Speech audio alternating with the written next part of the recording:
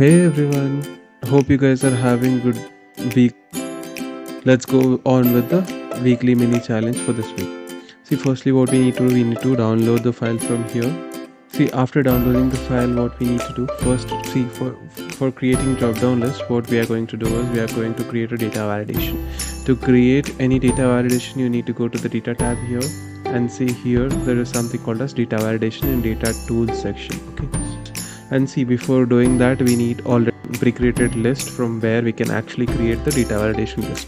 So what I'll be doing here is I'm creating a list nearby here: department, HR, sales, production, marketing, and now we'll have to create the list here. To create the list, what we need to do, we need to go to data validation.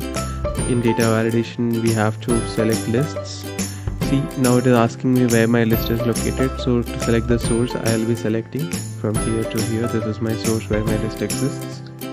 Now I'll just say okay. See, as soon as I'm saying okay, now my list has been created. To create the list for all the other cells also, I'll just copy the cell, select the cells where I want to apply the data validation, and go to pay special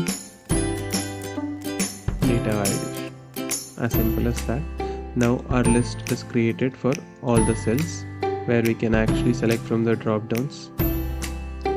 So thank you guys, thank you for this week. See you next week. Bye.